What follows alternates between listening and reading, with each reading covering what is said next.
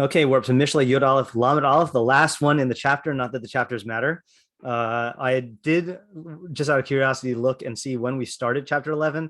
It was October 25th, 2021. So a little over a year, I guess 13 months ago.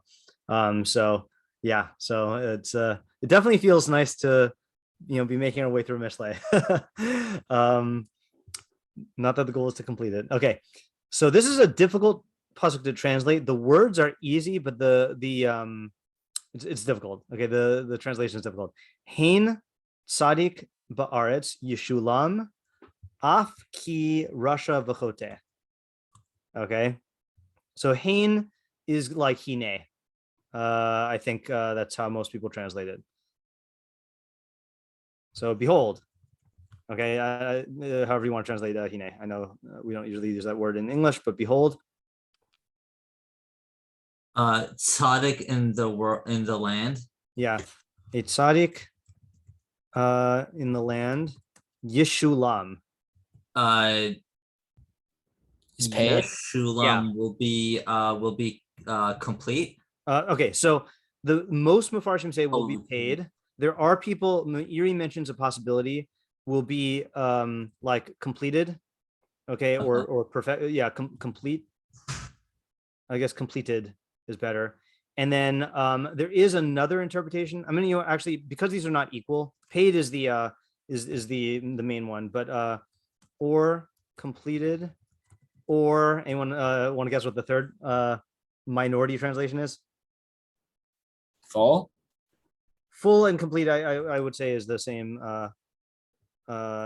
Peaceful. Yes, peaceful. Okay, good. Yeah, or peaceful. Okay, yeah. And it's weird. Let's see. Really, I guess I don't know if there's a good way to say this. Or will be made peaceful, I guess.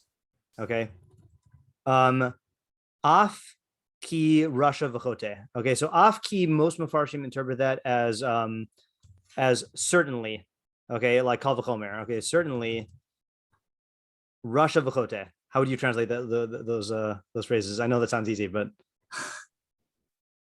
wicked and sin or sinner. Okay, so the standard translation is going to be a wicked person. So let's just say a Rasha. Let's go like this: Rasha. Okay, wicked person, and a Chotey. Okay, a sinner. Okay, but some Mefarshim translate this as or certainly one a wicked person who sins. Okay, in other words, the question is whether Chotey is a noun and there are two nouns in the second half, or whether Chotey is a verb and it's describing a wicked person who sins. Okay, so we got these little ambiguities here. Okay, so we have Metzudas ציון, who just says Afki is inyano kamo kol shekain, so it means certainly, or kal v'chomer. Okay. Okay, Sadigon has a radically different translation. Okay, halavai. Okay, which is also another hard word to translate in English. How do you translate halavai? Doesn't it mean like halavai as in like to separate? Like don't we ever use that? You're thinking of lahavdil. Oh right, lahavdil. Yeah. Isn't it certainly? No. Halavai. Kind of like I wish. Yeah, it's like I wish. So I think like our scroll usually translates it as like if only, or like would that it were. Okay. So let's just say if only it were true that a tzaddik on earth would be at peace. Okay, so he takes the peace route. V'heach im kain, and how, if so, the Rasha and the Chotey. Okay. Oops, Chotey. Yeah. All right. So that is how Sadion takes it. Yeah. All right. Targum, I think this is just straight translation. Hein tzadika ba'ara mischasan v'rashia v'chatai saifin min ara. I guess he does say saifin min ara means that actually I got to look that one up. I don't know if I'm going to succeed. If I don't succeed, we'll just we'll ignore it for this time. Saifin, I think he means to perish. Saifin. Let's look up Saifa. Snow. Okay, Siphine. Let's try this one more time. Scythe. I may not find it. Yeah, I think it means to perish if I know my you know what? Hold on. My Targum sense is taking me to Sodom and Amorah. The phrase in Uncle hold on just a second. What's any phrase in the start of Sodom and Amorah? Or what chapter is it in? It's in Vayera, right? Parshas Vayera. It's the third aliyah is when you have Lot. Yeah, okay. So let's see. Lot.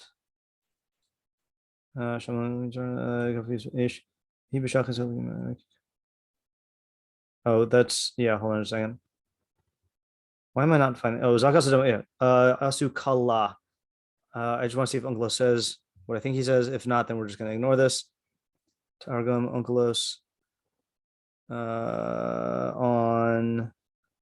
No, never mind. Okay. All right. Yeah, I don't know what it means. All right. So we're just going to delete that for now. Okay. And then our scroll has, if a righteous person is punished on earth, surely a wicked one and a sinner. Okay. So he says, so paid here is in the sense of like punished. Okay. Or I guess you could say rewarded, but yeah, okay, hold on a second. I know this is going to sound weird, but there's paid or given recompense. Okay, there's see in Hebrew you can use the word yishalem to mean reward or punishment. I don't really know that many good normal English words for like giving reward or punishment. So if you could think of one, then like paid back, I guess, but like I don't know if that's good. It has the same connotation. All right. Living Nach says, if the righteous man is paid back, they say paid back while still on earth, then surely too the wicked man who sins. So Living Nach takes it as the wicked man who sins, and Alter says, if the righteous on earth is requited. Okay, requited is another word that works, but is a little too esoteric for my taste. How much more the wicked offender? Okay, so they say Chotey is offender. I don't like that. Okay, questions. It's a very, very odd style pasuk in Mishlei. What's Ba'aret? Yosef, you can go first. Go on. Say again, Yosef. Why is it saying Tzadik Ba'aretz? Okay, why? What does in the land mean? Okay, why specify Ba'aretz? Okay, that's good.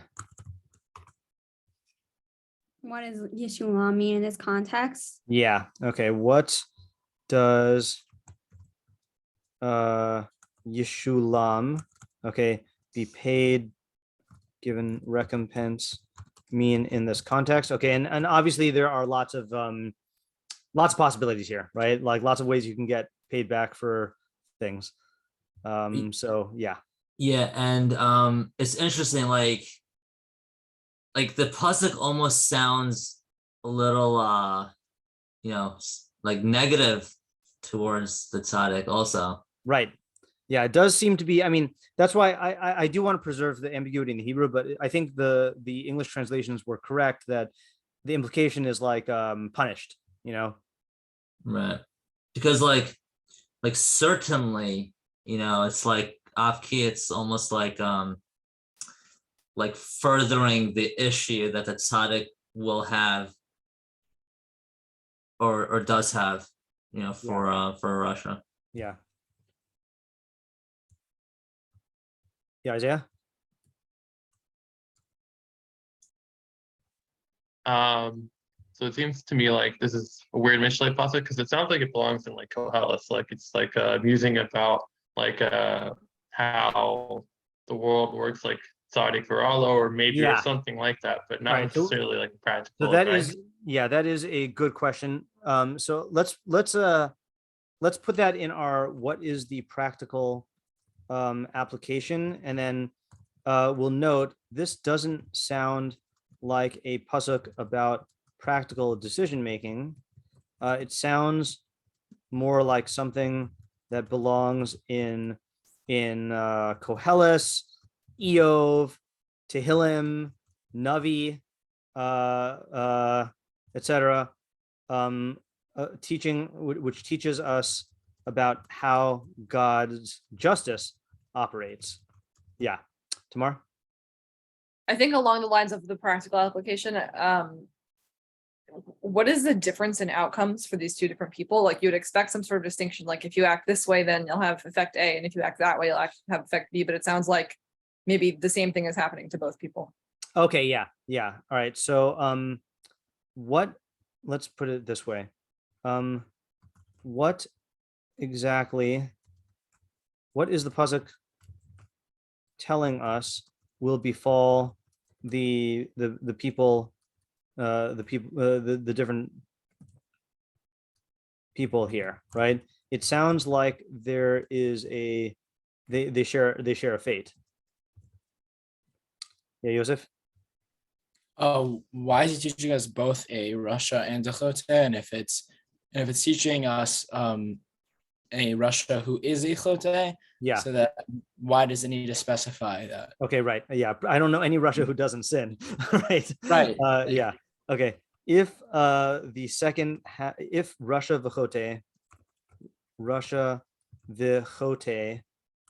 refers to two types of people, why are both needed? Especially since you could infer one from the other, right? Like, and I don't exactly know which one you could infer from the other. I think that depends on how we learn the pasuk, but it sounds like you probably could infer one from the other. And if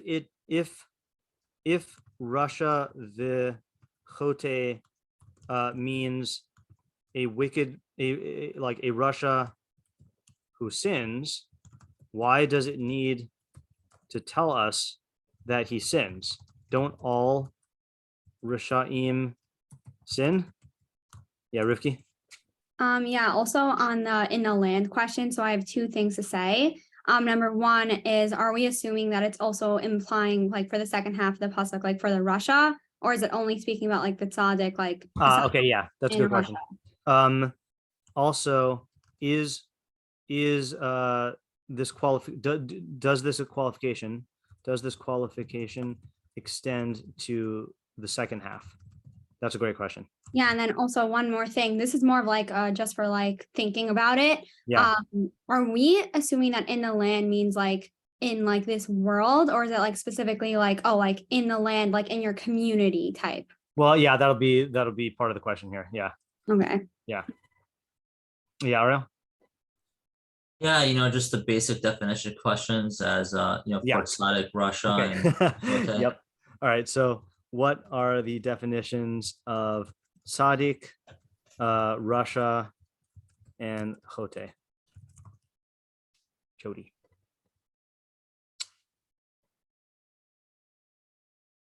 Is that it?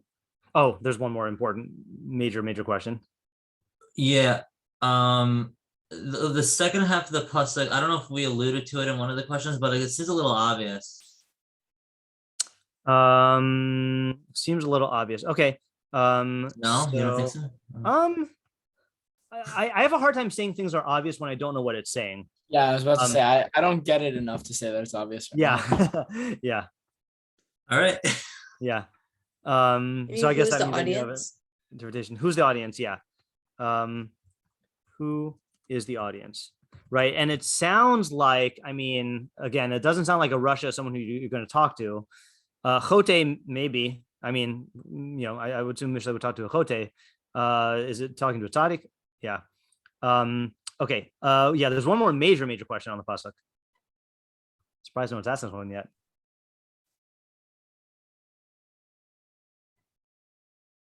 Yeah, Tamar? I guess, what is the Tzadik getting punished for also?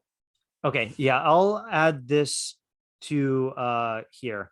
What is he being paid for? Or what are they being paid for, right? What's What are they being paid for? Yeah, Yosef? What's the relationship between the two halves of the pasuk? Okay, I think that's probably the question I was looking for. I was going to ask it in a slightly different way. Anyone have a different way to ask that question? Ariel? I I don't know. I was gonna ask it the way Yosef asked it, but Yeah? I also had something else that just up my mind. Okay, let me ask Yosef's question. I think this is what you're asking. What is the certainly? Okay, like what is the logical reasoning of the Kal V'chomer here, right? Because in other words, one of the easy things about the pasuk is it is stating for us in actual logical terms what the relationship between the two halves is, but we need to understand that relationship. Did we ask what the hain is? No, and we can ask that, but that's one question which I feel like if we don't answer, then I'm not going to lose sleep over it. What does behold hain? Okay, behold mean? And you know what? I just want to do something. I want to look and see if Mishlei uses that term, if this is like a thing that is used in Mishlei. I can't recall it being used in Mishlei very much. Hain, less widely than hine, and in prose mostly confined to calling attention to some fact upon which action is to be taken or conclusion based. So let's just see if Mishlei uses this. Okay,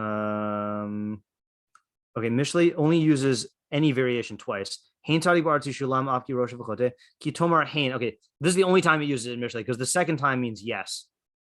Ki tomar hain lo yadanu zeh, or indeed, but not behold. Yeah, all right. So this is the only time he uses it. So I don't know what to make of that, but yeah, Ayala. I would think the hain is just, or at least I thought the hain was just like the other half of the off key. Like, behold this, then certainly. Oh, this. okay. That could definitely be. Yeah. Yeah. So it's like it's almost like saying, behold, if this is the case, like here you see this, certainly that. Yeah. I think that's actually a good interpretation. I'm gonna delete the question. Well, I just have a question on that. Yeah. Is this the only pasuk where we're seeing off key? That's a good question. I want to bring back the question. Off key. I think it is the only pasuk in Mishlei because when I was looking at the Mefarshim, no one else they quoted other pasukim that have off key, but why can I not scroll? Oh, there we go. This is too many results. Okay, hold on. Tanakh, Ksuvim. Oh no, there are other pasukim in Mishlei that have it. She'ol v'avada neged Hashem, af ki libas b'nei Adam, lo nava l'nava svas yeser, af ki l'nadiv svas sheker, kol ache rash sanehu, af ki mirehu rachaku. Yeah, it looks like these are all readable as kal v'chomers. All right, bring back the question.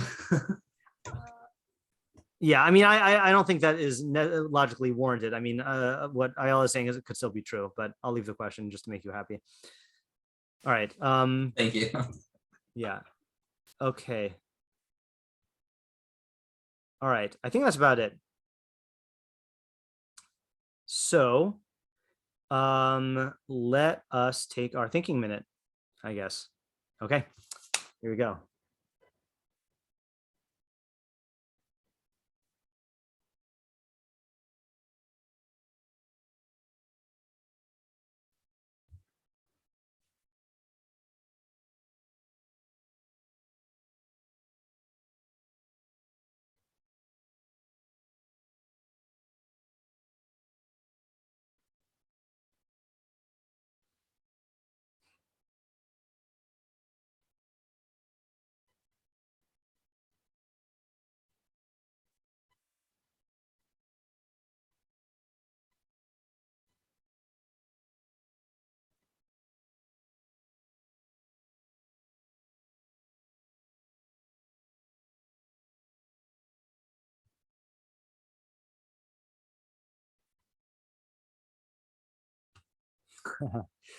Yeah.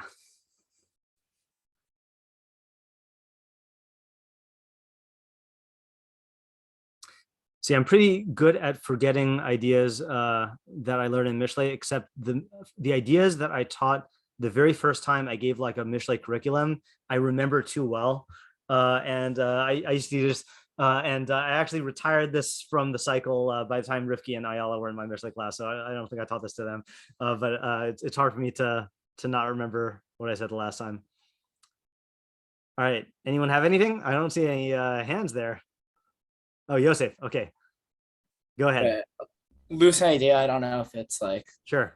perfect yet, but maybe I don't know why, but maybe it's saying that like in playing on like other Mishlei ideas of like a tzaddik getting like rewarded naturally through his actions and a Rasha getting punished naturally through his actions, and saying for some reason it's very loose that a tzaddik will those things will happen to tzaddik, but it will happen like even more extremely to a Rasha. Okay, there are actually Mefarshim who said that, and I didn't understand them, but that is something that we can look into. In other words, so that's taking a stance on the kol shekain as like even more so like quantitatively or qualitatively, like severely, right? That's an interesting interpretation there. Okay, so I'm gonna just take notes here. Just I know that's not a full idea, but just so we can keep track of the approaches here. Okay, Yosef's approach was if a tzaddik is rewarded for his actions, then the Rasha and the Chotey will be punished. Will you say punished or also rewarded? I'm saying punished. Like yeah, but it's naturally. Both of them are naturally. Yeah. Okay. Yeah. Is it's naturally. not Naturally rewarded for his actions. Will be naturally punished to an even greater degree. Can I ask a question on that? Yeah. If it's natural, then why is there a kal v'chomer? So I think the opening, you can answer that if you want, Yosef, but I think the opening, in just given what Yosef said so far, is that if the first half is talking about reward and the second half is talking about punishment, that would be your opening. I'm not saying that answers it. Can I say something in that vein? Oh, sorry. Yeah, sure. Sorry, a kal v'chomer implies that one side is more obvious than the other. But if they're both naturally, then it seems that they would both be equally obvious. Or I don't necessarily think so. If we're talking about two different things. Okay, I guess I just don't see the kal v'chomer from a natural perspective. Yeah, we haven't explained the kal v'chomer yet. Yeah, tomorrow you wanted to give it I was gonna take a stab at that. Sure. So I mean, I think you might have to argue about whether or not this is exactly what the pasuk is talking about, but I think in a general sense, like I mean, I'm thinking of like, like when a kid like tries to build a tower out of blocks and another kid like knocks it down. Like I think it's just easier like when you're trying to do something that's very like specific and methodical and like try and come to a certain outcome that like a lot of things have to come together, like which I think is the kind of thing that a tzaddik is often trying to build. That may or may not come to fruition, whereas I think if you do something that's sort of like destructive or self-destructive, there's more of a quick route to having the outcomes. That's a great idea. I think that actually correct. I think that actually has the potential now to make a full idea. Yosef, if you want to add to that, or was that go ahead. It's I was saying the same thing, which is that like a Rasha's action is like is kind of disturbing, right? It's like it's more you don't mean like personally disturbing, you mean that no, it's just disturbing like natural order. It's disruptive. Right. Versus a tzaddik is just kind of going with the general flow of like progression, right? And like constructing and like trying to make things better, but like it's much more noticeable when there's a counter force rather when there's something going with you. Right. Okay, good. Anyone want to add to this before I type it up? I think this is like I think it's ready for the big leagues. Okay, I'm gonna combine this here, and we can add to this. So it is like this. All right, so let's just set this aside here. Okay, so let's say a tzaddik is someone who uses their knowledge of like lawfulness, cause and effect, the workings of the system, okay, etc., to bring about a greater result, a greater good than would have happened by default. Okay, now this is still through nature. Through nature, in other words, like when a tzaddik let's say creates a very efficient system of organizing stuff, than organizing like a group of people, or like distributing goods in society. It's all natural, but it's greater than would have happened by default. Okay, so when you see, I'll incorporate articles. When you see, okay, that's behold. Okay, a tzaddik accomplish this type of good, you can be certain that that the self-destruction that will befall a Rasha and a Chotey who disrupt the natural order is sure to come, and will likely be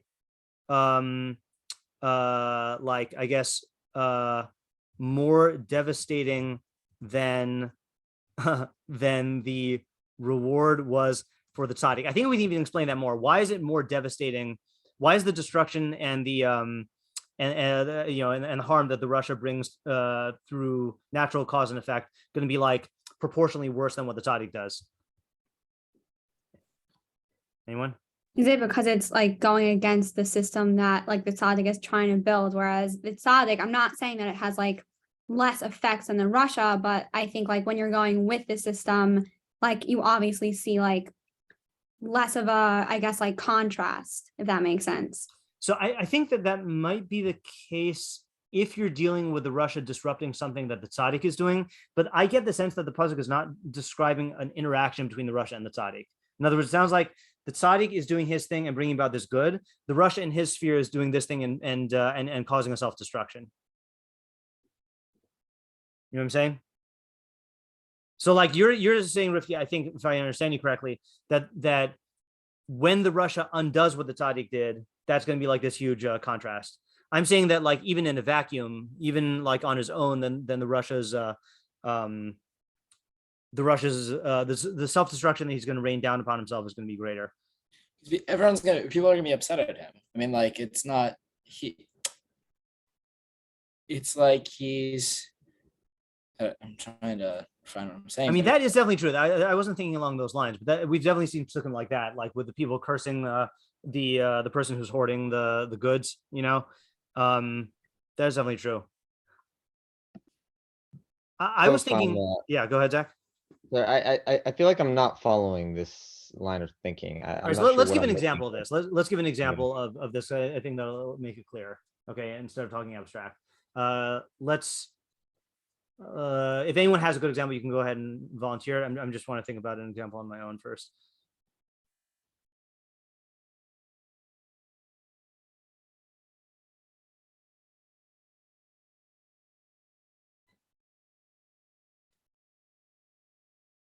I'm trying to think of an example that works for both sides. That's the problem.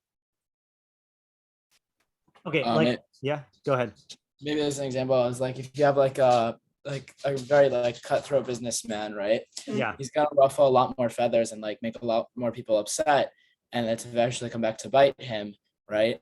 Yeah, and that biting, quote unquote, will be like a lot worse than the benefits that Tzadik will get by being like a just businessman, let's say, right? Because his things will be more passive and like will benefit him in like small ways, but a Rasha will kind of fall, right? He'll get like destroyed.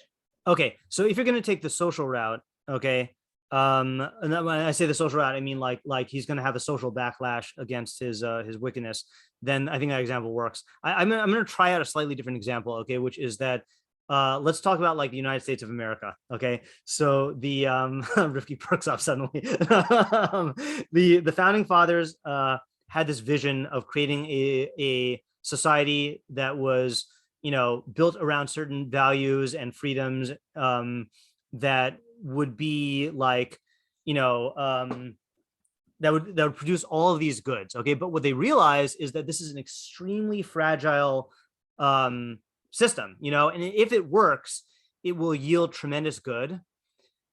but the reason why I think it's going to be bad is if you that's what they did. Okay, in other words, they're using their knowledge of law and economics and like psychology and whatever, and creating a system that is going to bring about a good, and it's going to be like a superlative type of good, and like they're going to get the results. However, take then a tyrant, right, or an autocrat, or whatever you want to call them, that is basically no, I feel like I'm gonna lapse into what Yosef was saying. Not that that's bad. I was trying to illustrate a separate idea. So let me try saying the idea I wanted to say for explaining this, which is that again, and someone has to tell me the terminology because I always forget which one's which. High entropy and low entropy. Which one is like order and which one's chaos? Order is high. Order is high entropy.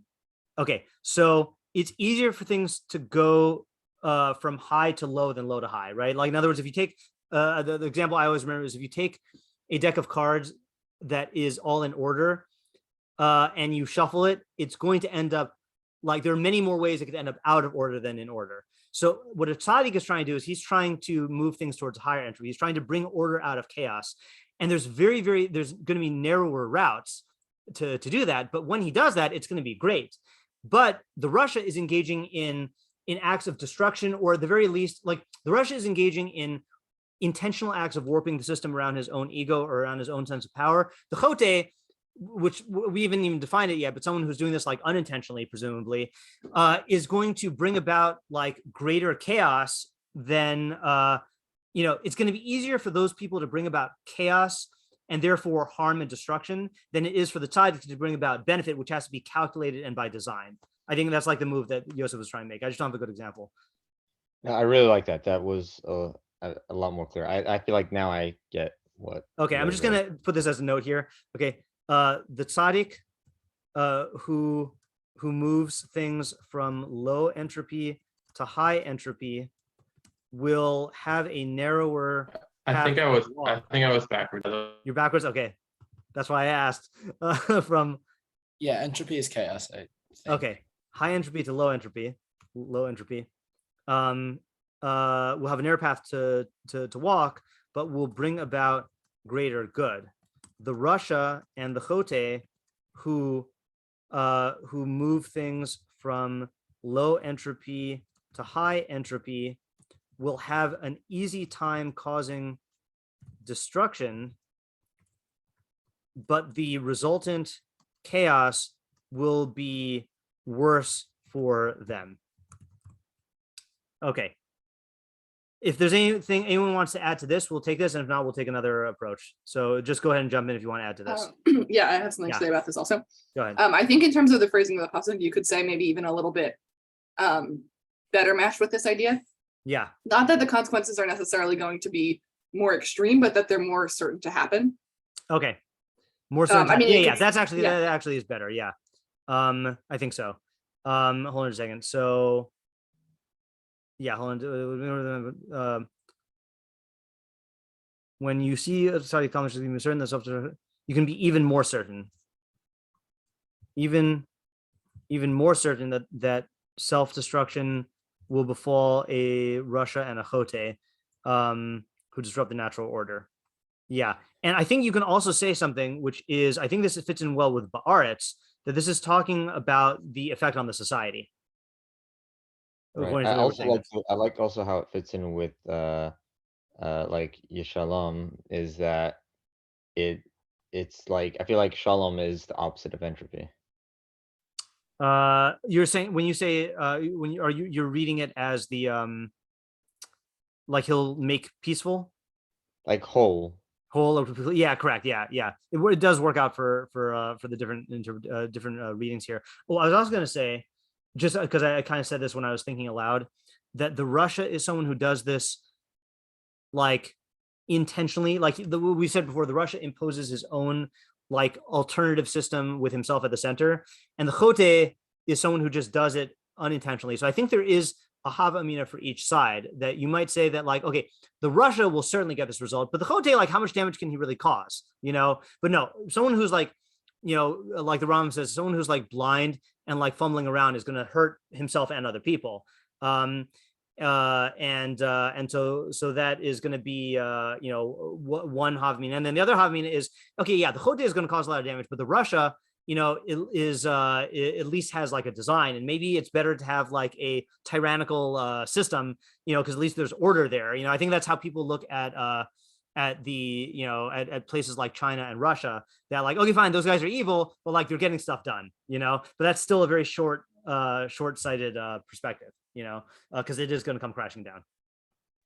A funny illustration I had Yeah. was like a downward escalator, which like the world is like tending to whatever, it's like getting more like bad, and the Russia is like walking down it. It's like, of course he's gonna end up like way down, but like it's not like he's going up. So like he is gonna make it up, but it's gonna be slower and more work. Okay, that's good imagery. Always nice to reinforce it with emotionally resonant imagery. Okay, Rivki, new approach.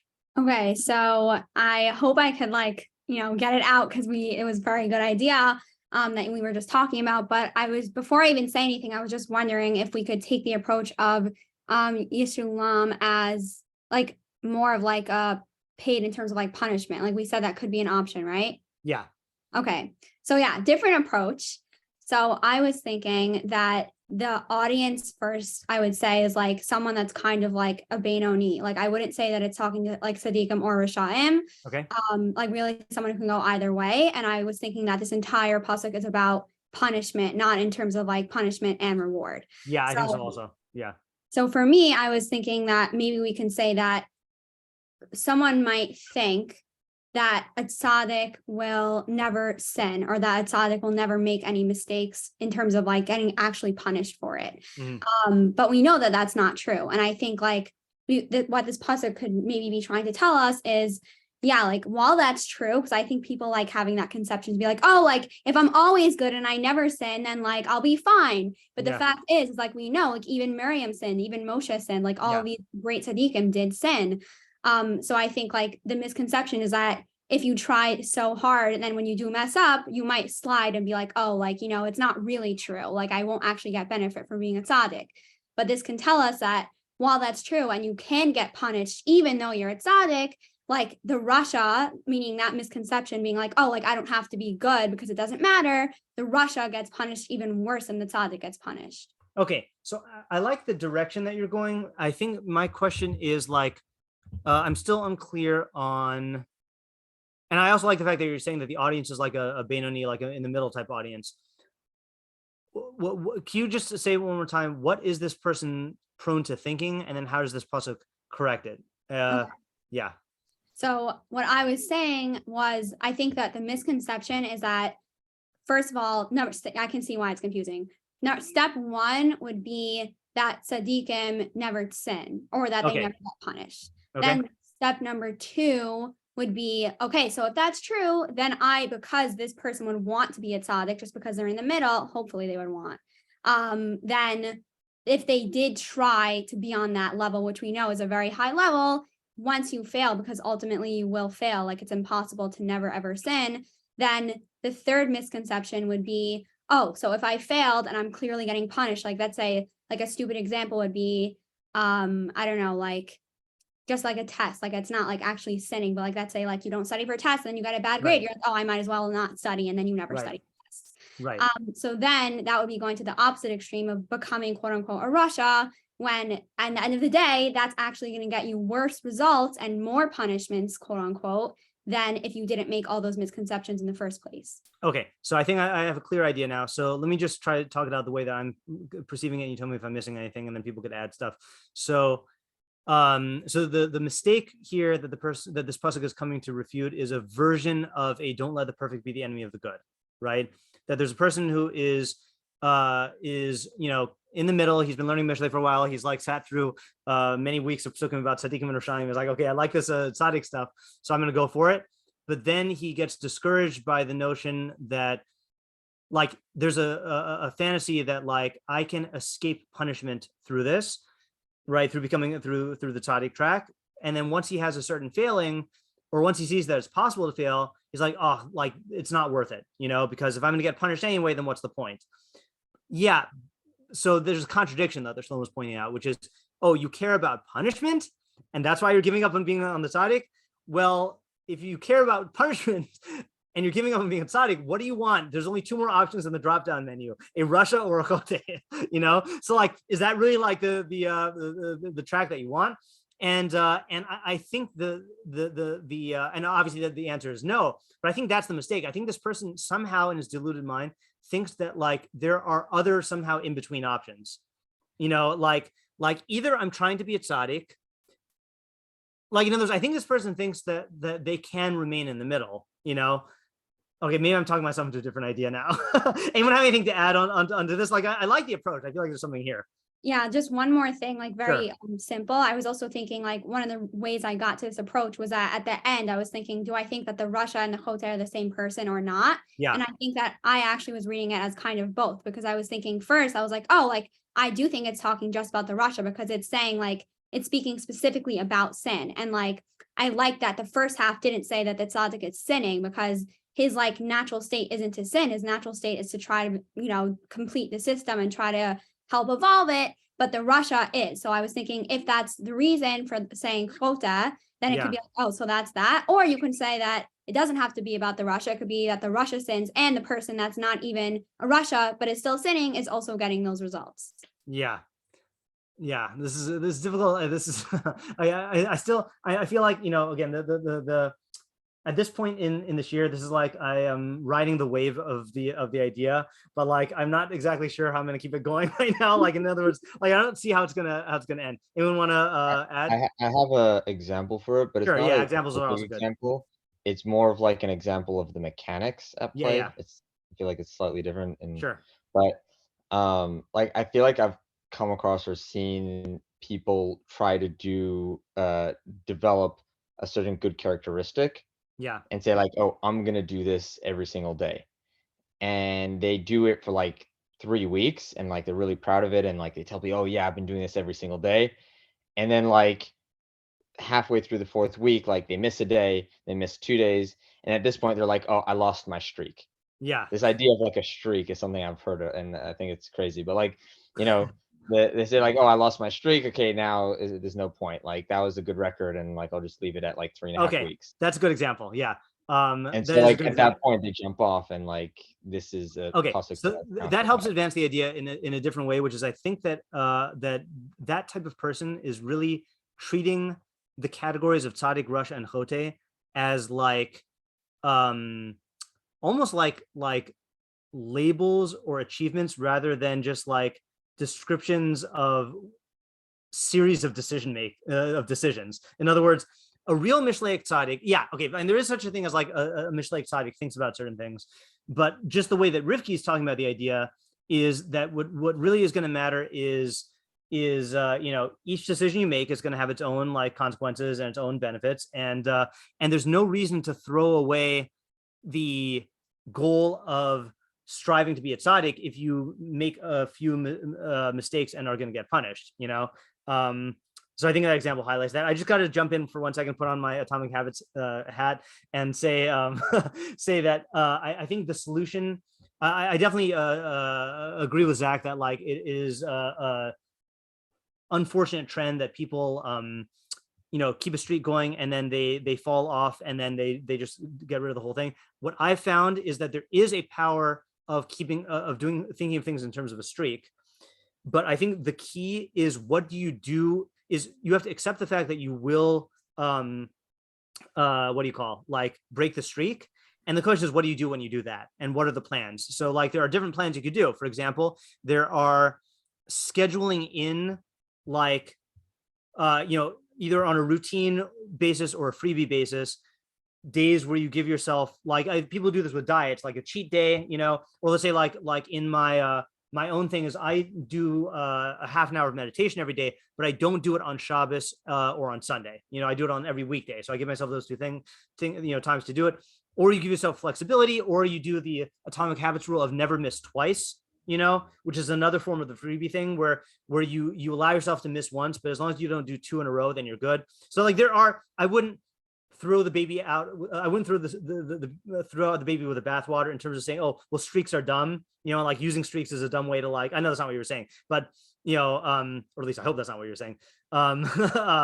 I wouldn't say that. To be honest, I'm not a huge fan of streaks, but like Yeah. I agree there is a utility for them, but I think it's I perhaps see it in a more limited way. Okay. Yeah. I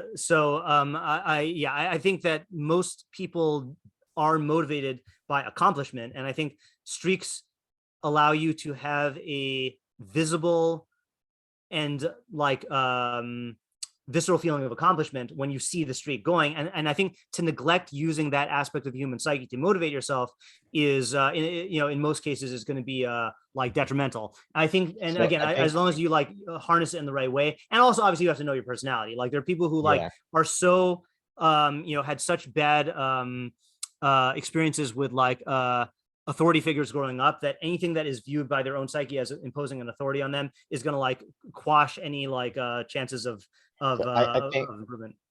I think that like for me, I see streaks as like helpful as like training wheels. But it's kind of like a technique to help you reach like the correct modes and methods of motivation. And I feel like the Rambam talks about like education and how like at different ages you use different tools, and you start off Yeah. with like very tangible rewards like candies and sweet things, and then from there they graduate into slightly less tangible things. And like I feel like that's the realm where like streaks is valuable, and it's not necessarily an age thing as much as a person's own development in an area. So like there's a point where streaks is valuable as a non-tangible benefit to something, but eventually I feel like you want to do the thing for the benefit that thing is bringing you rather than for the sake of the streak. I definitely agree with that. I think that there is a danger, though. There's always a danger of people cutting off their low lishmas prematurely and then stopping the actual thing. And I'll Right. give you an example of this. Is that this is not exactly a streak thing, but when I was in yeshiva, then I used to count like how many hours a day I learned. Like I found that to be a very motivational thing, because as Rabbi Moskowitz says, the best lo lishma is to like, want to view yourself and want to be viewed as a chacham. And like I was, I was motivated by this image of someone who's like always learning, and how I knew I was ready to stop relying on that streak is one day I just realized that I had not been counting for a very, very, very long time. So like I think like naturally growing out of it is going to be the way that you get through some of these things, and like to and yeah, you can always experiment with, okay, do I still need this low lishma, do I still need this crutch or these training wheels, and you could experiment with like getting rid of it, but I find that like many times a person will cut it off prematurely, and immaturely. Yeah, okay, that was a little side tangent, but let's go back to Rivki's idea now. So the idea is that this is talking to a Beinoni, someone who is like on his way to wanting to become a Tzadik, but and does not want punishment, and somehow deludes himself into thinking that if I mess up en route to being a Tzadik and get punishment, then the whole thing is not worthwhile. But following that reasoning, what is the other alternative? To be a Rasha or to be a Chotey? That's not really a good choice. So like that shows that the whole way of thinking is messed up, and that really the correct way of thinking is to view this as it is inevitable to make a mistake. Like Shlomo says in Koheles, it's impossible to be a tzaddik and not sin. So the question is, what do you do when you sin? And keep moving on that path. Yeah. Okay. Is that the same Right. thing that Yeah. Zach was saying about streaks? It kind of sounds, or not streaks, but like titles. So it kind of sounds like different ideas. It sounds like one is like a focus on the punishment. Yeah, I wanna Rivki was focus focusing on more on the him. punishment. Yeah. Can I actually I Just had to a very clarify, extremely just to similar clarify, I was thought to bringing- like Rivki's and Zach's idea. I do think they're two separate, and like I kind of had like a different way of framing Rivki's idea. Okay, before you do that, I think Zach, you wanted to clarify something to what was said before. Yeah, I was just gonna clarify that I was bringing it up more to try to like flesh out the mechanics. Yeah. Yeah. Yeah, my idea is also somewhat similar to that, so I'm also holding it. Yeah, Ariel, you wanted to have a slightly different take? Yeah, I actually didn't think about framing it in the in terms of punishment. I was kind of like, framing. It's basically like Rivka's idea is just framing it a little differently. Okay, try it out. Yeah. Yeah, like I think people can be discouraged with being a tzaddik because I think that because the reality is tzaddikim, tzaddikim do fall. Tzaddikim, not everything is perfect, and being a tzaddik is not, it doesn't, just because you're a tzaddik doesn't necessarily mean that everything will go smoothly, that there are a lot of challenges. Right. And, nothing is perfect, and they don't live a peaceful life. Right. It's a very, difficult undertaking. And, and I think, it is talking about a Beinoni because it's kind of like, well, this is a very, difficult, path to go on, right? Being a tzaddik, or keeping that streak, like Zach put it. But at the same time, the alternative is like significantly worse. Okay. Yeah. But anyway, I thought that like combining, Zach and Rivka's idea was. Okay, I think you're saying a different idea, which happens to be Sadigon's idea. So let me tell you Sadigon's idea, and you tell me if this is what you're saying. Okay, so again, Sadigon's translation is if only it were true that a tzaddik on earth would be at peace, and how, if so, the Rasha and the Chotey. So let's look at Sadigon's actual commentary. So Sadigon says like this: Rotza lomar. This means to say, Tzadik yavou al kol panim tsar b'olam zeh. A tzaddik will inevitably have suffering in this world. Okay, Obateva, either through nature, Obakrovim, or through relatives. Okay, family. I like how that's the next example. O Anje Ir, or the people in the city, Obabanim, or his kids, O Nisayon Ezeshiyeh, or any sort of tests. As you find that many tzaddikim were afflicted. Kagon Avram, Yitzchak, Yaakov, Moshe, Aaron, Shmuel, David. Yirgas harasha al hanhagas hachacham.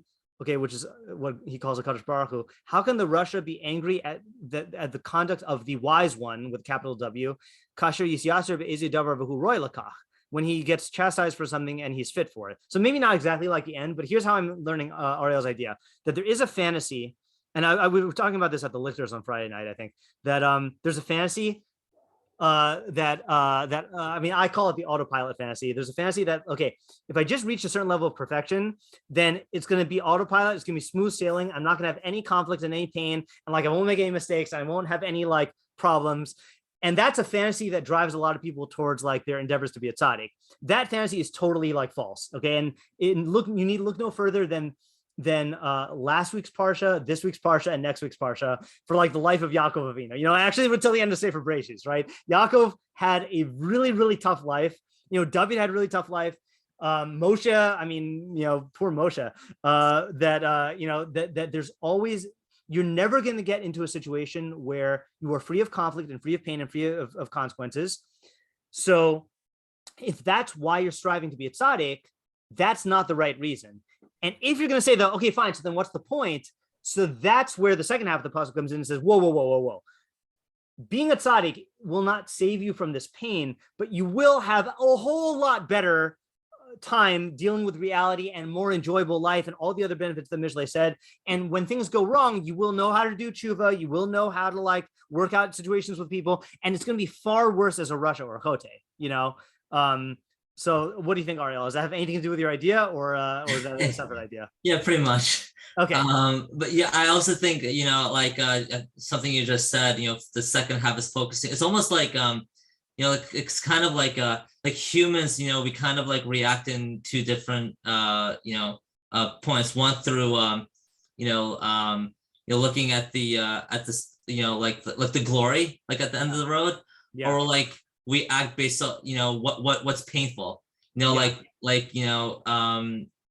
we avoid pain, to act in a certain way. And I think like the second half of the pasuk is almost like, wait a minute, like you don't necessarily want to be this because it's painful, even though you can't necessarily reach all the glory at the end of being a tzaddik, right? Because it's a difficult life. Like it's just coming to. Yeah.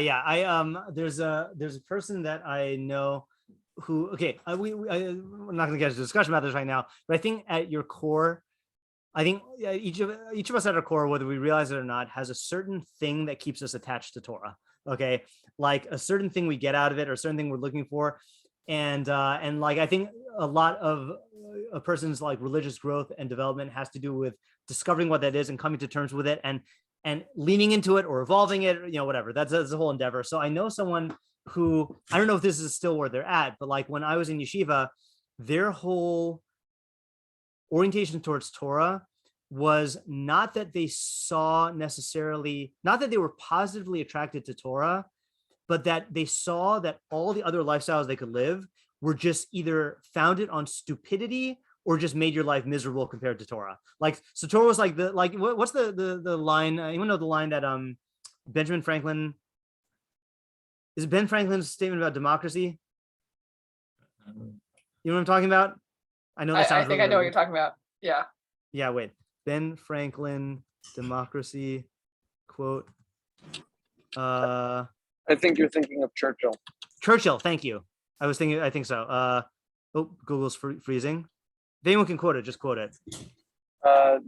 Democracy is the worst form of government except for all the others. Exactly. Democracy is the worst form of government except for all the others, right? So like obviously like Lahav, I'm not saying that about Torah, but that's what this person was like relating to it as. And I think that applies to our pasuk in the sense that that like, if you want this life that has no tsar, good luck. There's no such thing. But the best thing you're going to get that's like that is the lifestyle of a tzaddik. So like any of the other options are just going to make you even less happy, Yeah, I remember like 2-3 years ago, like I was telling people, and it's probably true, like one of the reasons why I learned is because I don't want to be an Amaretz. Yeah, right. That's a good motive. Like it's such a stupid lifestyle. Like I know people are Amaretz. It's like that's like a dull, stupid. Yeah, right. That's a good idea. Okay, good. All right, I like that. Yeah. Can I ask a translation question? I know Sure. it's going back to it, but could Yishulam be a verb? It is a verb. I think it Okay, can only cool. be a verb. Yeah. Yeah, that's why I originally translated as made peaceful, I think is the more technically correct translation. Meaning it's a verb, meaning is it something that happened to him, something he's doing, or could it be either? So it's something that happened to him. He was pieced. Oh, Like, okay. that's okay, like, okay. yeah.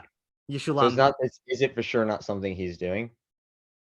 You can interpret it loosely to be that the things he's doing are making him at peace or making him perfected.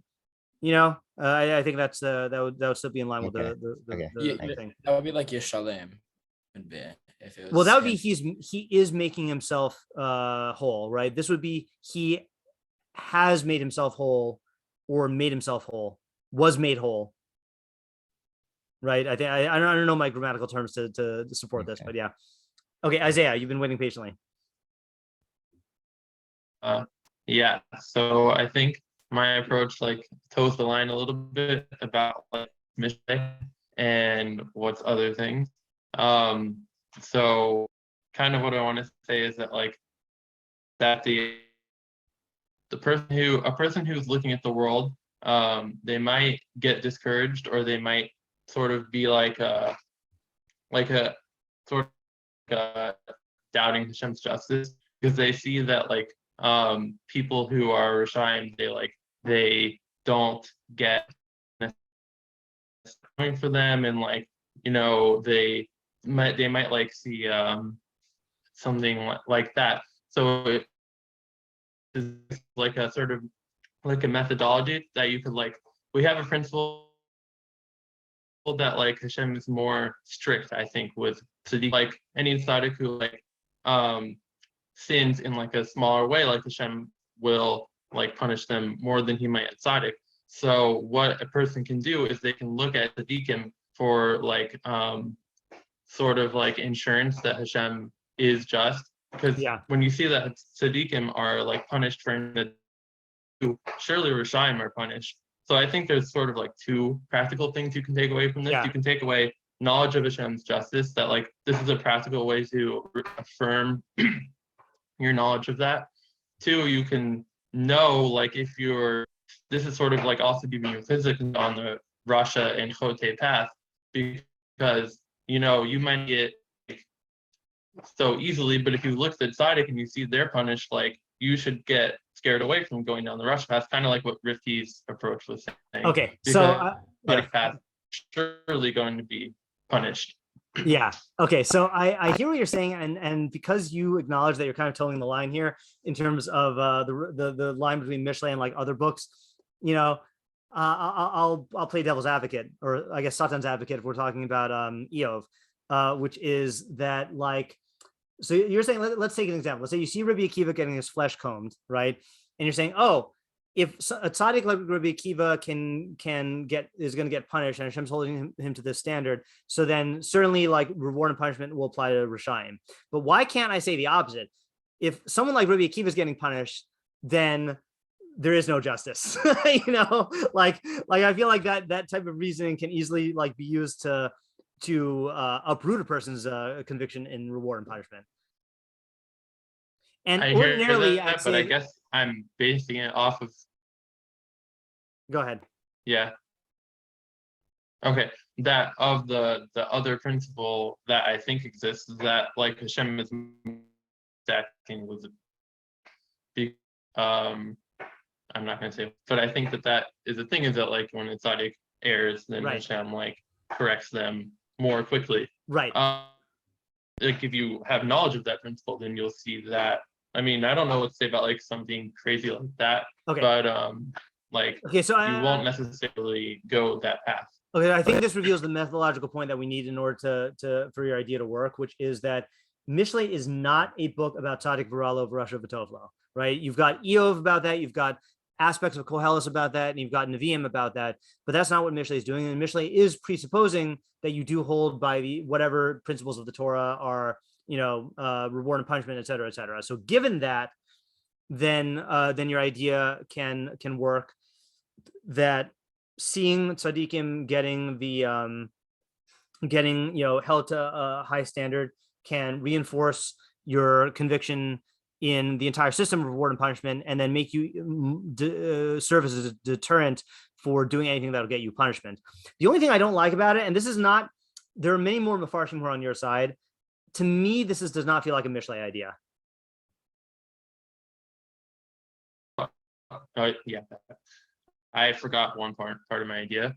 Yeah. Is like a translation thing, I think, but Arach means like in Olam Hazeh. Yeah, right. That's a good point. Specifically, I think like Tzaddikim are more punished than Rishayim, who like you might not see it in this world for their punishment, like it might be in the next world, but you should just know that it also. Right. Yeah, I think that works out also. Yeah. So again, I think there are Mefarshim that maybe we'll see tonight, but that take that approach. To me, it doesn't feel like a Mishlei idea, so that's why I'm not inclined towards it.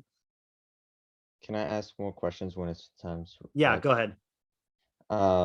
Is for the first half, can you read it as Ba'aretz Yishulam as making peace in the land?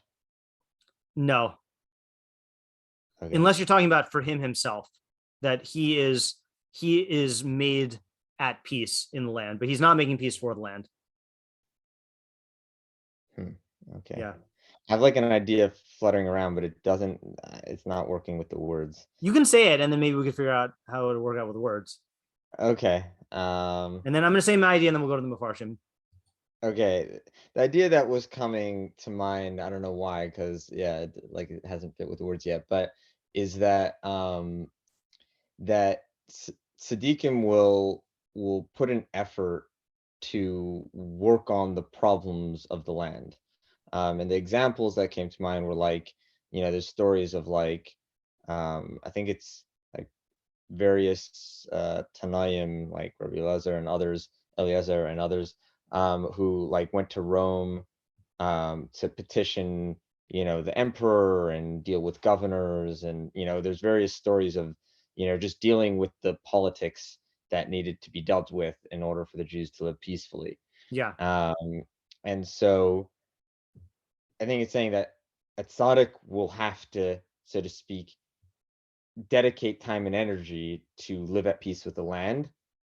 Kal v'chomer, like a Rasha and a sinner, will have to dedicate far more time to always be putting out the fires just to try to be at peace. Interesting. Okay. Yeah, I hear the idea, and I also see the problem with the words. Yeah, it's a good idea though. Yeah. Okay. So here's my idea here. All right. So I think that I agree with what Isaiah said, that Ba'aretz is talking about Olam Hazeh, and I think it is talking specifically about and Yeshulam will be paid back is talking specifically about consequences. And I think the idea is like this: is that there's a feeling that people have that the consequences you get should be based on your level of righteousness. Okay. And in a Mishlei world, that's not the case. Okay. The consequences are based on one thing, which is your actions. Right. So if a tzaddik does something that is a decision that brings about bad consequences, the fact that he's a tzaddik does not shield him. Like, you can have all the perfection in the world, but if you look both ways before crossing the street, then you're gonna get hit by a car. You know, maybe in the world of Tehillim, where there's hashgacha pratis and all that stuff. Like, if you're not talking about ba'aretz, if you're talking about like above the earth or whatever, so then that's a different thing. But in the world of Mishlei, then you can't say, Hashem, how can you let this happen to me? I'm a tzaddik.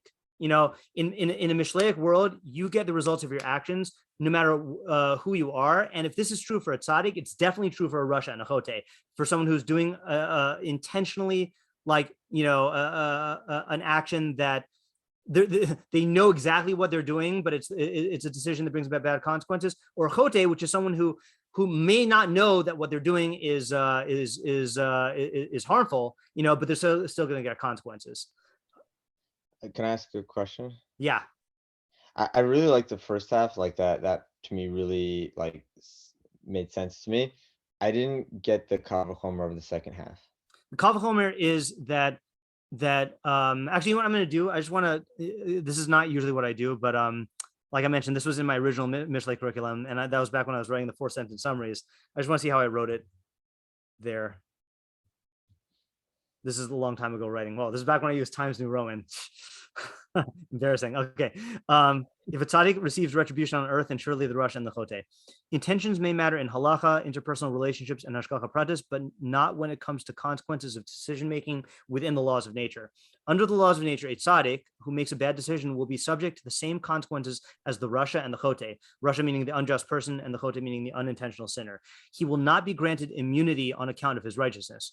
The same is true for the Rasha and the Chotey. The fact that one of them acted intentionally and the other unintentionally is irrelevant insofar as natural consequences are concerned. And the excuse of, but I didn't mean it, will not mitigate those consequences. This concept must be real to one's mind in order to become a tzaddik, and only by internalizing this principle can one hope to reach the level of hashgacha pratis in which one is protected from the laws of nature. Oh, that was a different aspect of the idea. So the Kal V'chomer, I think, is an emotional Kal V'chomer. I think in reality, in other words, in terms of the actual reality, a tzaddik is equal to a Chotey and a Rasha in the same sense. If you do, again, all three of them close their eyes and cross the street, you know, all three of them are subject to the same probabilities. Okay, but emotionally, then I think we feel that a tzaddik should.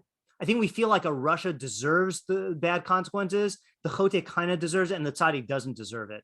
And this is saying that from God's perspective, so to speak, if the tzaddik is going to get these consequences, then you can forget about like playing the immunity card for the Rasha and the Chotey. Like there's not even an argument that they should that they should be immune. So I think it's like an emotional Kal V'chomer. So can I adjust the question slightly then? Sure. Is why phrase it as a Kal V'chomer? Meaning he could just say, know that like the consequences ba'aretz of a tzaddik are the same as those of a Rasha. Why choose to use? Okay, that's a good question. Off key. Okay, that's a good question. Let me call on other people while I think about this and see if other people have to say. Anyone have a question on this idea? Yeah, I have a question. Yeah, go ahead.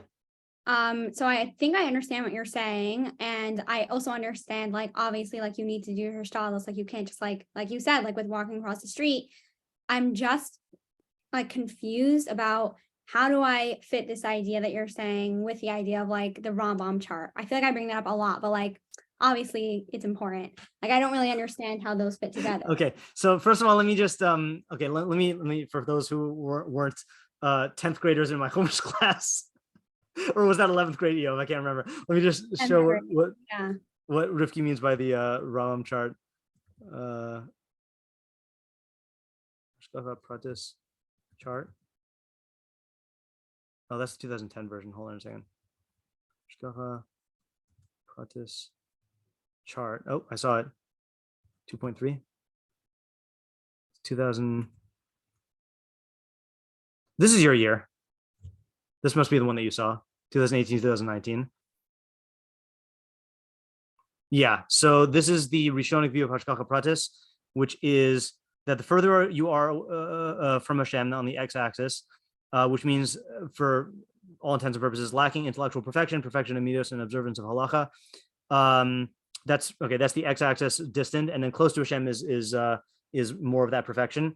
And then the y-axis, the lower you are, is your life is totally governed by Hashgacha Klalis, laws of nature, and on the top of the y-axis is Hashgacha Pratis, and the rule is that your level of Hashgacha Pratis increases in proportion to your closeness to Hashem. So the closer you are to Hashem, then the more of your life is governed by Hashgacha Pratis, and the further you are away from Hashem, then the more your life is governed by the laws of nature. And so, like, the highest level is like Magen Avraham, where he's shielded from any chance occurrences that might befall him because he's on such a close level, and all the details of his life are like, idealized or are made to the ideal level by Hashem, and someone who's really far from Hashem is just totally under nature, and then there's a bunch of people in between. So Rivki's asking how that fits into this. So the answer is, I'm saying that this is talking specifically ba'aretz. This is specifically talking about in the world of Mishlei cause and effect. And that is an important idea to get in Mishlei. I think that's probably why in my summary I added that part at the end, which is that the only way you can actually merit Hashgacha Pratis is to realize the reality of the laws of nature and the fact that you don't get any exceptions. Only when you accept that and you accept the reality of Chachmas Hashem, that's Yiras Hashem in Mishlei. Yiras Hashem in Mishlei, fear of God is Yiras Hashem Musar Chachma. Fear of God is being disciplined by wisdom, and only when you accept that can you actually start to make the progress to becoming a Tzadik. I feel like a way to maybe like bring that to like a practical term is that, like, even if you're a Tzadik, you can't expect not to be burned if you stick your hand in fire. Exactly. You're right. And then there's more complex versions of that. Exactly. And again, and that's the, anyone who relies on a miracle won't be done for him, that stuff. And I want to call you out, Rivki, on using the term that I hate so much, which is hishtadlus. Okay. I know that's a fashionable way to say it, you got to put in your hishtadlus. The reason why I absolutely detest that, hishtadlus means striving, but it's like it's code word for like, doing your part. The reason why I absolutely detest that is I think it makes it sound like you just have to like do an act and God is responding to like the act. Like you just have to like almost like put on a performance, and like let's take. I'm already thinking about next week's parsha because I have to write about that. So that's the famous example of Yaakov Avinu was afraid that Esau was going to kill him, so he sent Esau gifts, right, in a very strategic way to like bribe him and to like placate his anger. He split his camp. And in case Esau killed half the camp, then the other half would remain, and then he dove into Hashem. So people call that doing your hishtadlus. No, it's not doing your hishtadlus. He split his camp because he thought that there's a real possibility that Esau was going to kill his family, half his family. It's not just like what makes that effective? What makes it effective is not that he strove. That's what doing hishtadlus. I look, Hashem, I'm striving. Like to me, that keeps a person in a childish, infantile framework where like A for effort, God will just give you an A for effort. That's not how I understand Hashgacha Pratis. I understand that there are a lot of people who do understand Hashgacha Pratis like that. That you have to you have to like be the Nachshon ben Aminadav and like go into the water and then God will like part the sea. Like that's not how I understand Hashgacha Pratis working. Can you explain what's like your actual issue with? Are you saying that you don't like how people like understand like the concept, or like I don't really know like what you're trying to say? Yeah, I'm saying that the framing it as hishtadlus is, I think, going to keep you in the childish framework, because hishtadlus means striving, and you have to put in your striving. Like, what does that mean? No, you have to do rational actions. You have to do actions. Another example, when Yocheved, this is the Rambam's favorite example. When in Shemos at least, when Yocheved was trying to protect baby Moshe, and he started crying, when he got to the age where he was crying, and she thought he was going to be killed. So she put him in a basket, which she made waterproof, and she sent it along the river and sent Miriam to watch it. And she knew, the way the Rambam says is that she knew that if she, this is like, what's the chances that a baby is going to survive on a river without food, being sent off to chances are, let's say like 1% chance he's going to live. But if she keeps him at home, there's going to be a 0% chance. So she's playing the odds, right? That's how it works in the law of nature. You play the odds. Now, if you stopped her, if the news people came to her as she was putting the basket into the water and said, Yocheved, what is it that you're doing? She would not say, oh, I'm doing my hishtadlus because maybe then God will save Moshe. No, she'd say, there's a 1% chance that my baby's going to survive, but I'm going to take that 1% chance. Like, she's acting in reality. She's not acting in hishtadlus world. I definitely hear what you're saying. Yeah. I just think how I understand it, at least, is I think it's more like you can only do so much as a person. And I'm not saying Hashem is going to zap his fingers. No, I know, right. I know you're not saying that. I'm saying I think it's actually, I actually think it's very rational. I think by saying you can only do what you can do. And then that's it. I think it kind of takes that weight off your shoulders. And if you can't do everything. Right. And I think if that's how you're understanding it, then I think that's correct. But I do think that there are a lot of people who think of hishtadlus in a magical way. And I'm trying to, there's always a choice about whether you, I'll record this. There's two approaches to take when there's an idea that is a poisonous idea. Okay. One approach is to verbally oppose it, and the other is to silently reclaim it. Okay. And it's not always easy to tell which is which. So for example, when it came to people believing that God has emotions, the Rambam opposed it verbally, and said, if you believe that God has qualities, then that's then you ein lo chelek olam haba, and you're losing, you're worshiping a God that's not Hashem. So there the Rambam opposed it. Okay, but when it came to the idea of angels, right, and people believed in angels as physical, as spiritual beings, the Rambam simply just said, yeah, angels are laws of nature. He didn't go and try to forcibly uproot people's ideas of angels. He just redefined the term and then continued to use the term the way that he does. So the question is with hishtadlus,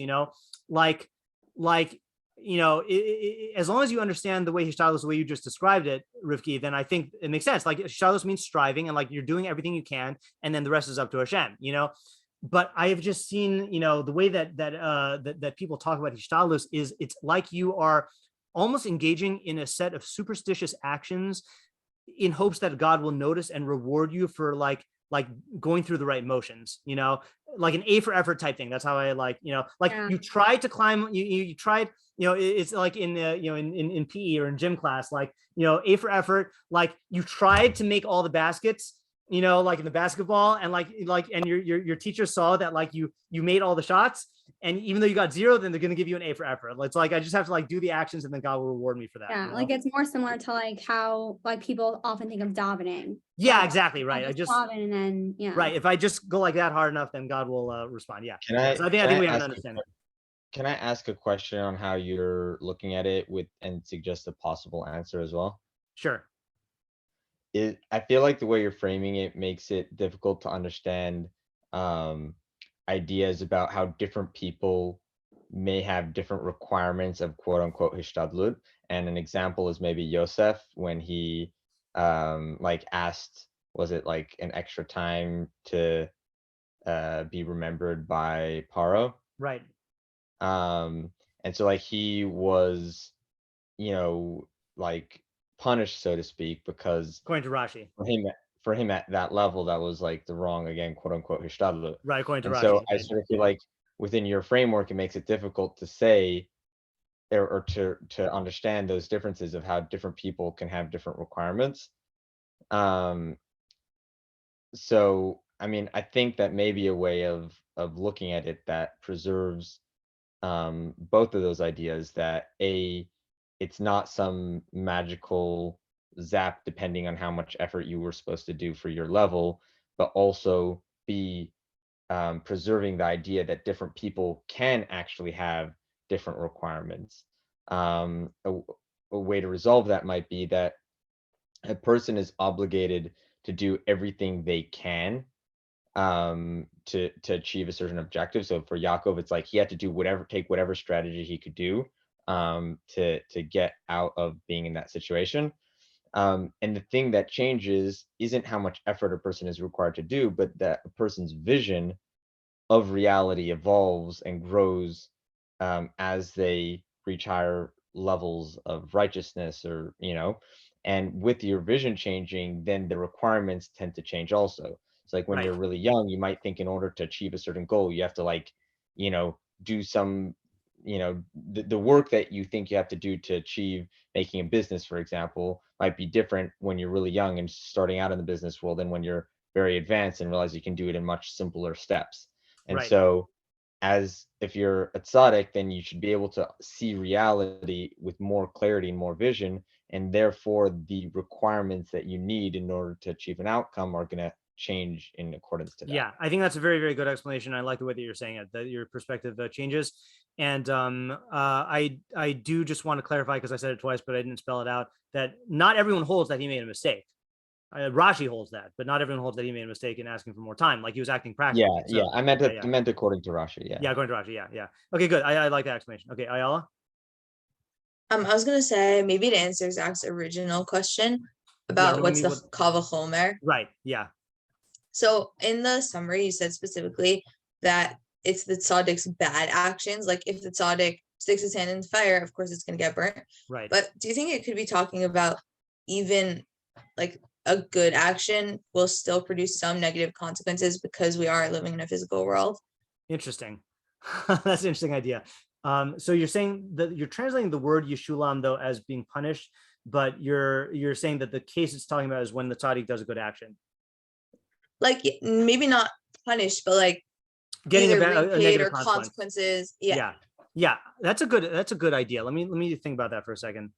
I feel like there should be examples of this in the Torah also, right? Where someone does something that is good, but because we are in a world of either a physical world or a world with other people who have bechira, then they can still get harmful consequences for these actions.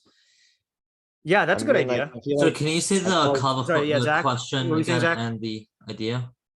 I was just going to say there's an example, like I feel like I've seen before of like someone is in an organization with like certain flaws. Actually, I definitely saw this.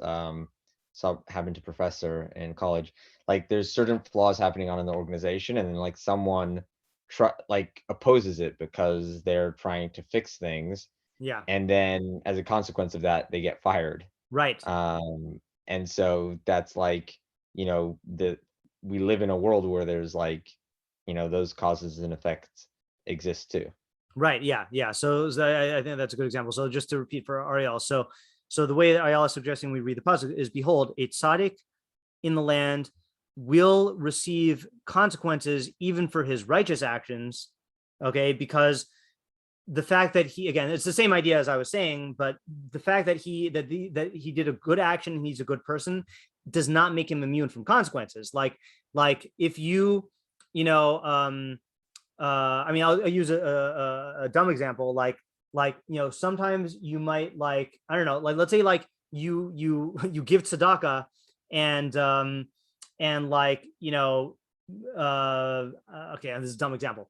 Give tzedakah and to an organization like a school, and like they build a new building, and like there's some flaw in the material of the building, and like it collapses and like people get killed or whatever, so like you did the right thing in terms of tzedakah, but you're living in a material world. Material world has material has limitations, and like bad stuff can happen, or here's a better example. You donate money for a food kitchen to provide for Aniyim, and like someone has an allergic reaction and gets hurt, right? Or I think even more common is you, like Zach said, like you're a tzaddik and you do the right action. Because you did the right action, some Rasha opposes you and makes you suffer on account of those good actions. So if that's true for a tzaddik, then kal v'chomer for a Rasha and a Chotey who are doing bad actions, that they're going to get the bad consequences. Right. And what was the question that she was answering? Ayala was answering. Was what's the kal v'chomer? Because Zach was saying that according to my idea, it's saying, I'm saying that the Tzadik, the Rasha, and the Chotey are all equal in terms of the fact that they're all subject to the laws of nature in Mishlei. Can I ask something about this? Yeah. It sounds to me like it's a different idea. I think this is an interesting idea. And I think it fits the kal v'chomer more easily. Yeah. But it seems like it's a different. Ayala's idea seems like a different idea than the idea that you had said before. Okay. To me, are you saying it's the same? To me, it sounds like it's different because. I do think it's a different emphasis. Yeah, it's like hitting a different havamina, sort of. I think I think so. Yeah, I'm saying that. Yeah, sorry, go ahead. Okay, I wanted to suggest a different explanation for the kal v'chomer that is maybe more in line with your original idea, but I want to hear what you were saying first. If you were gonna. No. Why don't you say it, and that way I can talk about the differences between the two. Okay, because I was a little bit also bothered, I think, by the same question we were all having, which was like, okay, so the tzaddik is not immune to bad consequences just because he's a tzaddik. If he does a bad action, he'll get bad consequences. Yeah. But then kal v'chomer, what? It's just like a different, the other thing doesn't sound like so relevant. Yeah. But I think maybe you could say that it's like if you do a bad action, the consequences can sometimes be tempered by the general suite of like good actions that you have. Okay. But if you are like making tons of mistakes in each mistake, like there's no like saving grace there. Okay, that's a good idea. In other words, the Chotey and the Rasha rarely make bad decisions in a vacuum. They will compound the decisions. They'll double down on them. They'll the path that they've paved ahead of time will make it even worse. Like let's say let's use a dumb example. Someone who's let's say the tzaddik is going to be very responsible. Okay, but let's say like this one time that he lapses on his responsibility and there's a bad consequence, that's going to be bad. But let's say the Chotey is always irresponsible. So if he lapses on the decision, he'll get the consequence, and there's not going to be any saving grace that people are going to view him, as, oh, you're generally responsible, it'll be okay. Like, no, it's going to be even worse. And with the Rasha, definitely that's the case. I think that fits in really well. I just have the easy way, but I'm going to use I'm going to cheat. Okay. I just remembered. Just give me 1 second. Just 1 second.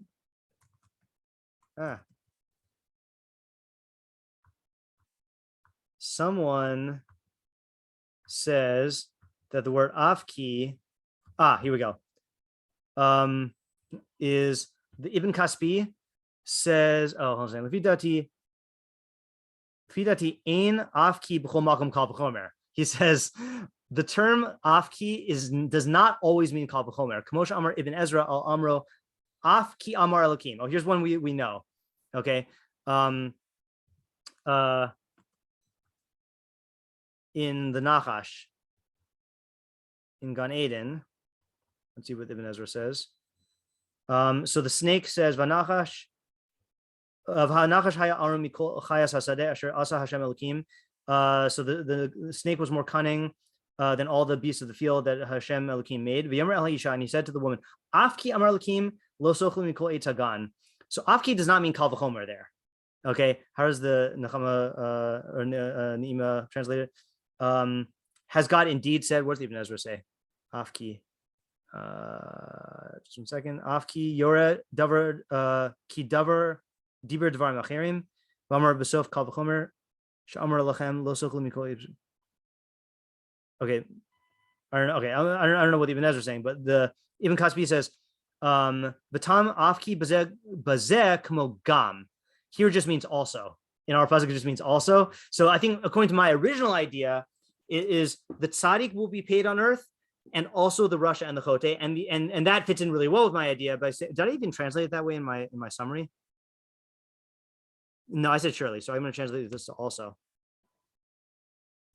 That's Ibn Kaspi. So the way I would read it is the tzaddik will get punished on earth, and also the Rasha and the Chotey. And the Havmina you're supposed to say is, what do you mean? Like, how can you equate the Tzadik, the Rasha, and the Chotey? Answer is in the Mishleic framework of consequences, then all decisions with bad consequences will get those consequences. And who you are and what your motives were will not affect the consequences of your action.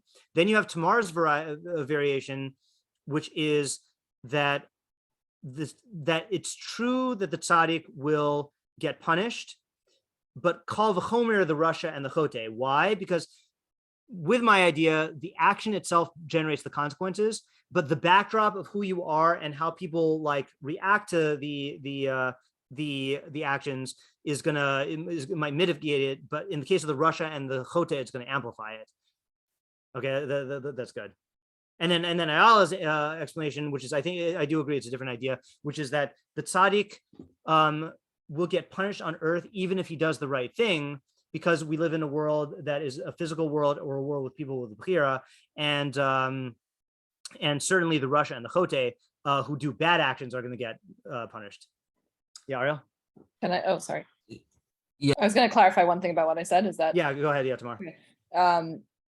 That I think you could say it's not just that that people view you as a tzaddik and that mitigates the bad effects. I think it's also just if you have, let's say you make many bad financial decisions in a row, you could have a more extreme bad outcome from a single bad decision than someone who's generally making good financial decisions and then makes a mistake.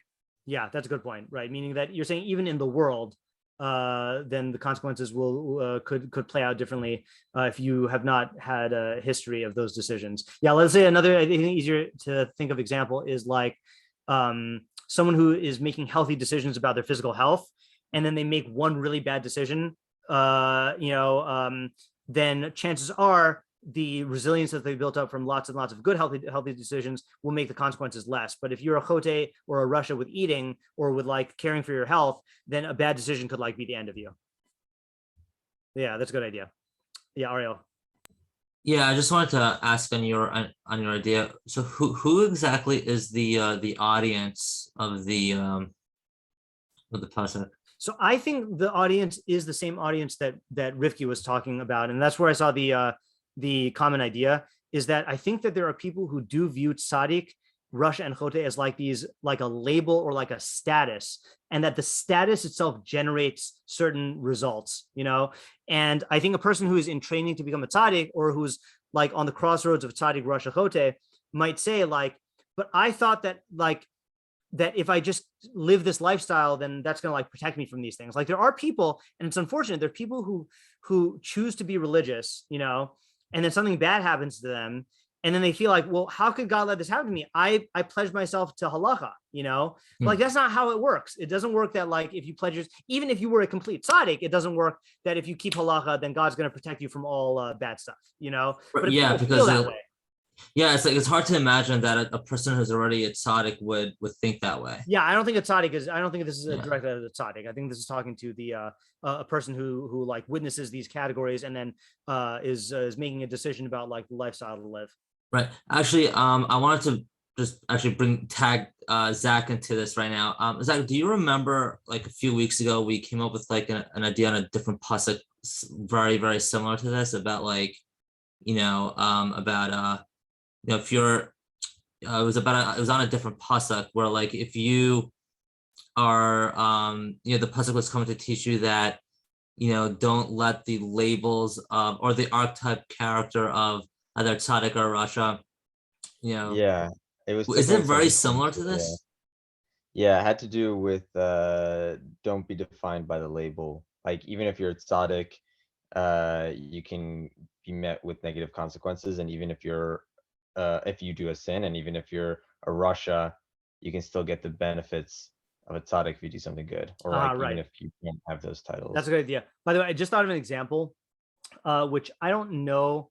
Okay, unfortunately, there are lots and lots of examples of people who are regarded as tzaddikim who like commit some horrible crime and then they get in trouble for it. Right now, in many of these cases, these are not actual tzaddikim, right? Like let's say like these I mean, I feel like you see it equally in like sex scandals or like money scandals. In so many of these cases, these people are not tzaddikim, right? It's just they're viewed as tzaddikim and so they really would be in the Rasha and Chotey category. But there are cases where someone is a tzaddik and they make a bad decision and think they could get away with it, and then they don't. And I think that might be a time when a tzaddik succumbs to this kind of reasoning. There's a statement in the Gemara that says "Ein mitzvah mechabe avera," that a mitzvah cannot extinguish an avera, and that's part of the ikarim, that the part of the ikar of reward and punishment is God punishes for every sin and he rewards for every mitzvah, and there's no concept of I know the source. It says God is lo yikach shochad. God will not take a bribe. So the question is, well, how can you bribe God? You can't throw money up into the air, So it means don't bribe God with mitzvos. God will not be bribed by mitzvos. You can't say, well, since I do all these mitzvos, then it's okay if I do an avera, or God won't punish me for the avera, So I do think, I can't speak for this because I'm not a tzaddik, but kal v'chomer, I'm not a tzaddik, and I think this way, there's this feeling of I do so many mitzvos, if I do a chait, somehow the mitzvos are going to shield me, and that's just not how reward and punishment works. And I'm making the assumption that maybe even tzaddikim are prone to this from time to time. Right. And I feel even if it's not a full tzaddik, I feel people who are engaging in tzaddik behavior, you might have a not full-fledged tzaddik with a charity organization. So they're engaging in real tzaddik behavior. Right. But they then maybe think oh, I accumulated all this goodwill, so to speak, so I can dabble in these things that are not so bad, but not good. Yep.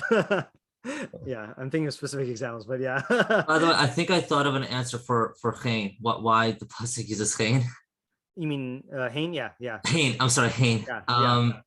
Maybe you could say that it seems like this pasuk, if you really think about it, it seems a little counterintuitive. Go on. I mean, I'm just saying. Would you agree that it's a little counterintuitive? It's I don't know. This is the same guy who said the puzzle was obvious. So which one is it? Well, I'm allowed to retake my statement. Okay, so what's counterintuitive about it? It's counterintuitive because the way we're at least learning the pasuk, it's tzaddikim,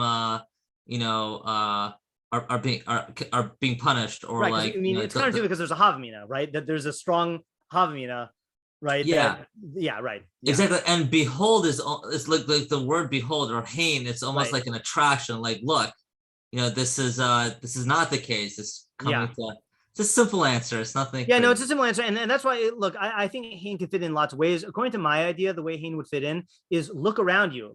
If a tzaddik, again, like a tzaddik who smokes is going to get the same consequences as a Rasha and a Chotey who smoke. And if you think otherwise, then that's just denying the facts, So I think you can answer that way. Yeah, Rivki.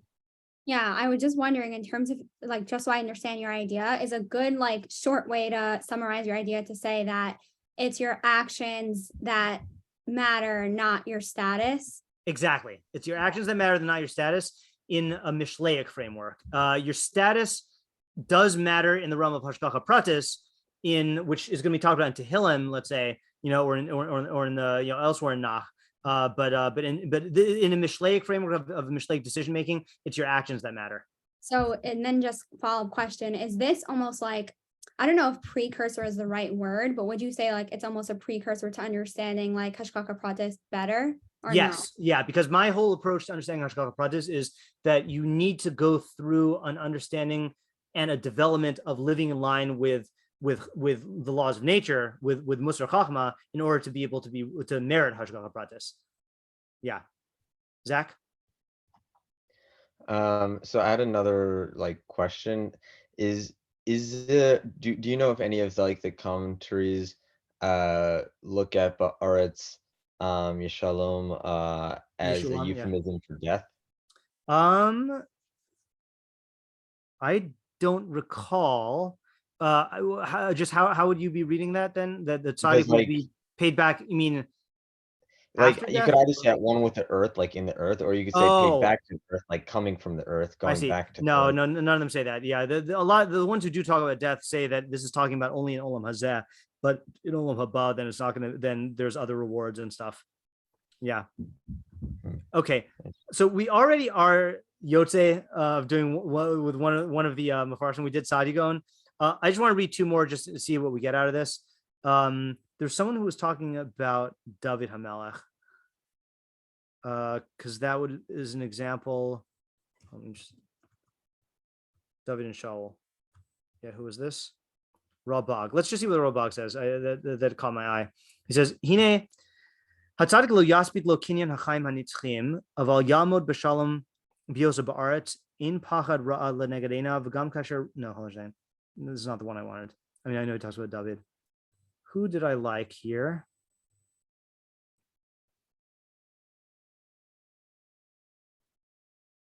Radak kind of says what Rivki said. We see that God punishes tzaddikim when they sin, because there is no one who doesn't sin. All the more so he'll pay back the Rasha, Chotey, who sins, onish al masav haraim.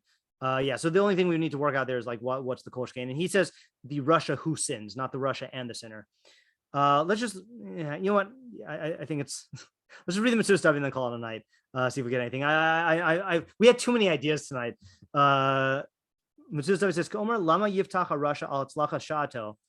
So okay, interesting. He's saying it's as if it's saying, why does the Rasha trust in the success of his hour? In other words, when the Rasha is in a state of success and tranquility, why is he secure in that? Halu yira ki af hatzadik yishulam al ha'aver shabiado. Odenu ba'aretz ad lo yamus. Don't we see, this is kind of like Isaiah's idea, that that the Tzadik is paid back for his avera that he did while he's still on earth before he dies. V'koshkein harasha hamachzik b'risho. All the more so the Rasha who clings to his wickedness. V'chote od, and sins even more. Shebavada yikabel gemul ma'asav im kodem hamisa im la'achareha. He'll definitely get a punishment for his actions either before death or after. Yeah. Okay, so yeah, my mind is all burnt out now. All right, too many ideas. Can we summarize all of them, or is that gonna be too much? I can't do Yeah, What let's was the summarize them. Let's bring it home. Okay. Okay, so we had the first idea, which is Yosef and Tamar. I'm going to say it without reading it. So the idea was that the tzaddik is working to build something good by creating order out of chaos, and you see that he gets results. And if he gets the results for that, then you can then it is absolutely certain that the Rasha is going to get the results for destroying the order, and he'll get those consequences as well. And it's even more swift and more certain and more probable because there are many more routes to disorder than order, and the consequences are probably going to be bad as well. So that's that idea. Okay. Then there's Rivki's idea, which I now has been filtered through so many different approaches that I'm not sure if I can say it, which is that this is talking to someone who is potentially deterred from becoming a tzaddik because of the possibility that they'll sin and get punished. And this is pointing out that, yeah, if that's what's concerning you, first of all, you're operating under a mistake of letting the perfect be the enemy of the good. And what's the other option? To be a Chotey or a Rasha? No. But you're best off in investing yourself in working to become a tzaddik, even though you're going to sin and get punished, because that's going to be better off.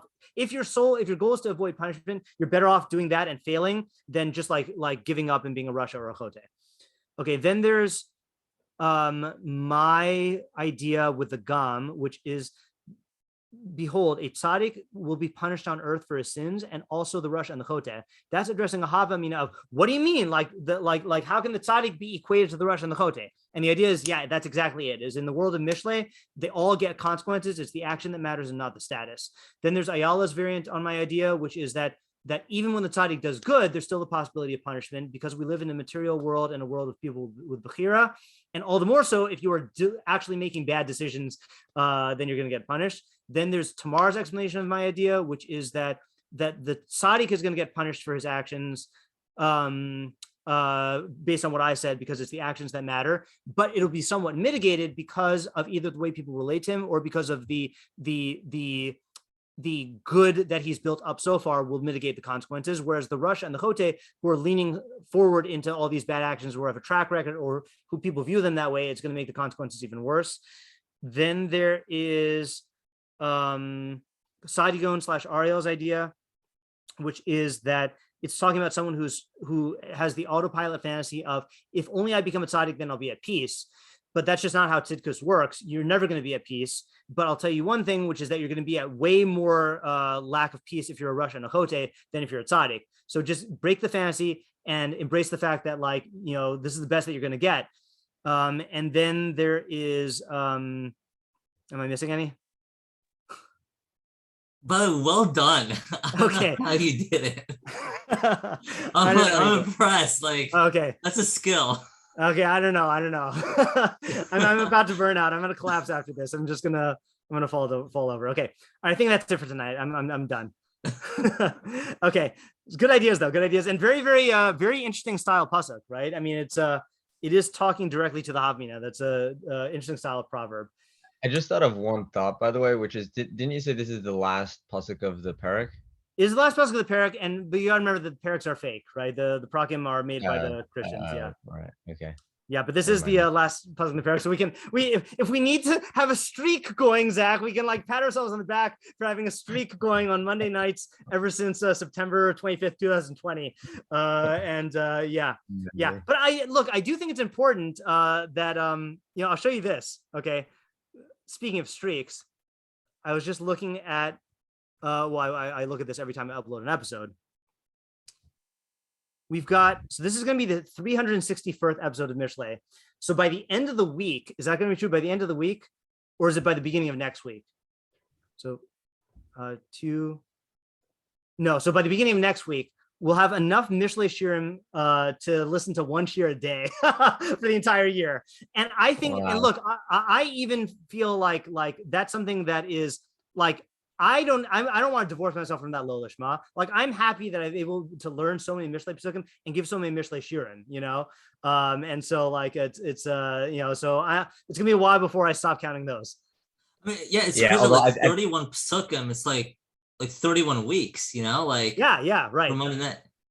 Yeah, I like numbers a lot more than streaks, because it allows for the possibility of missing. Yeah, I agree.